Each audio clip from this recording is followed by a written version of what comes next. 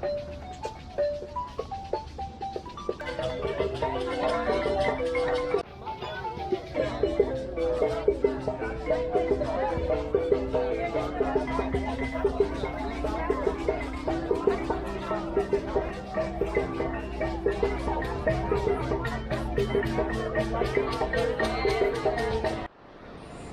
guys, so today we're at Battery Park in downtown Manhattan, and earlier today we had the March for Freedom at Foley Square, which is also in downtown Manhattan, and right now the group kind of moved over so you can kind of see them in the background or hear them in the background. But yeah, we're gonna move closer, so this is just activists doing their thing. And if you've been following the marches all over the world, I know major cities had them, and so this is the remainder of what's left here in New York City.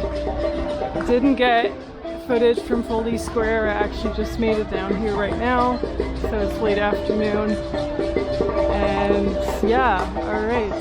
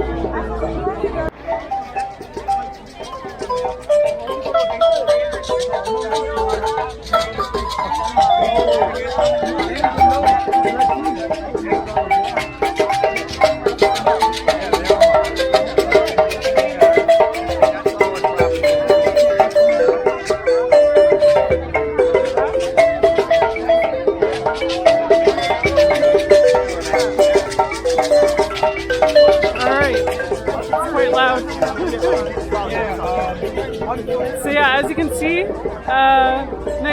nice posters that they have, and I'm not really sure how many actually showed up to the rally, but there's a good crowd here. You know, it's kind of dispersed over a long area.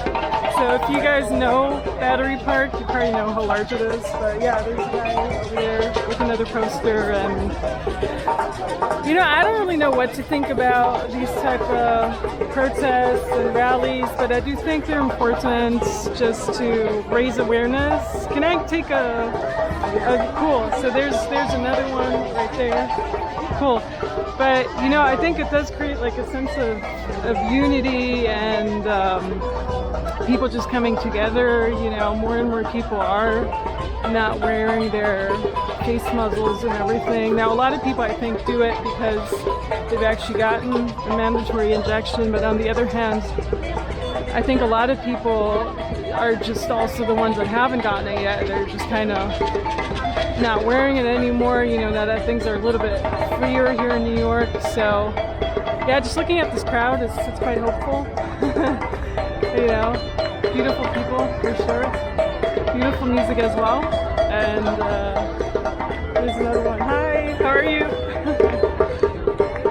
All right, so Allison is here as well. You're coming from like Pennsylvania, right? I'm in Philadelphia. Yeah. All right, well, it's so nice to meet you. Come talk to you. Yeah. And maybe we'll be in touch in the future. Yeah, for sure. And people can look up the talking case today on my website, or Rich the Gear. Okay. I have the transcript of it. I'll link it below. All right, thanks. All right.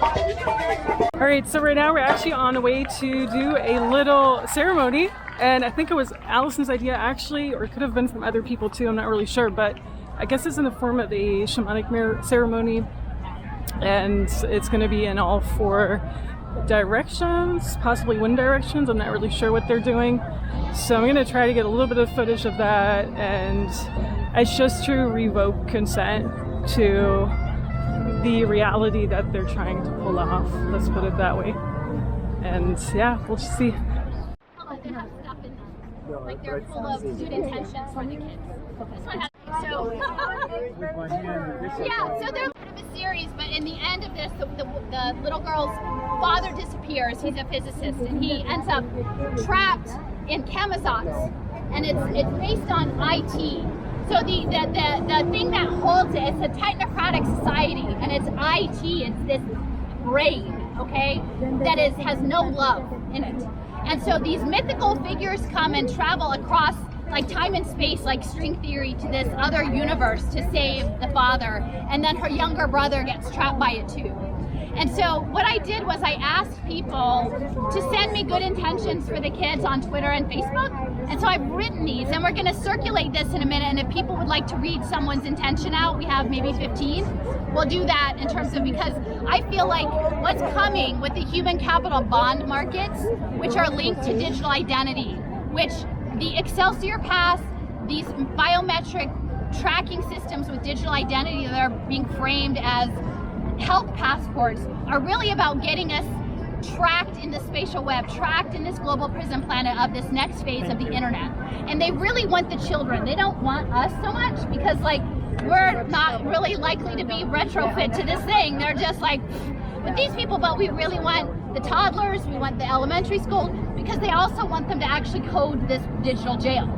So they need it built. It has to be built, and it's the next form of empire. And the way I've talked about this is that, like, if you know where we were down at Battery Park, it's a military installation, right? It's a defensible installation, because the people who came here, it wasn't theirs, and they took it and they're defending it, right? So we are living in a militarized empire, imperial situation. And I will just point out that the other side of this park, the Bowling Green Park, is the Native American Indian Museum, right? So if we understand empire, like this was Lenape land, Broadway was the trading route. If you look at it's a magnificent looking building. It doesn't look like it particularly represents indigenous worldviews. It's a very, you know, it's the old customs house. Well, see, there you go. So there we've got more synchronicity, right? Customs. This is international trade of both enslaved people and the indigenous, right? And so I feel like what we have to do in this, and this is so tempting, is to be angry or to sort of lash out at these things, but the most powerful thing is love. And so love wins in this. So I am going to read this little section. So I will give you the setup. So Charles Wallace is the brother who's been captured by IT, and he's not.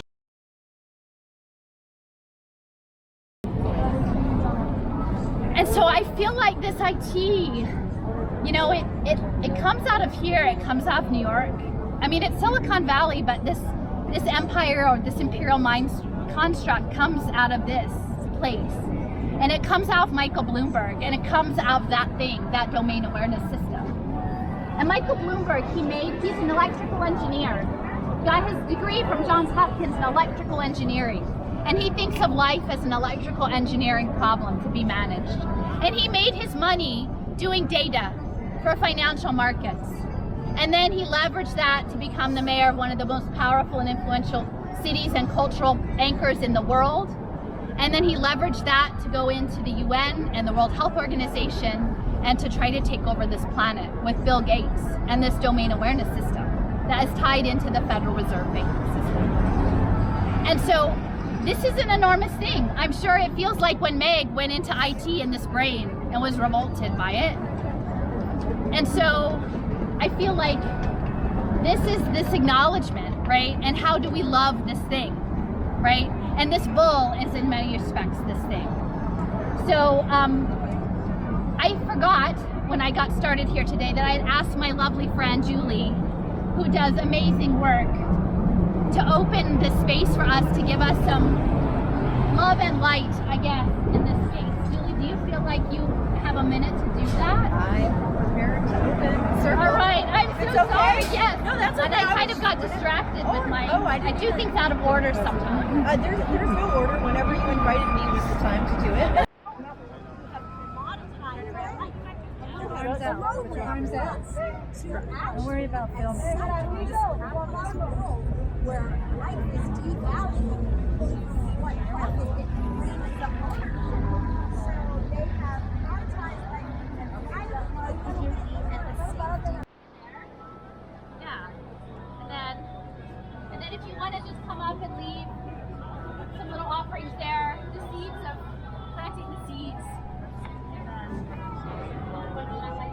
Alright guys, so that was a little bit of a ceremony. Had to head out at the end.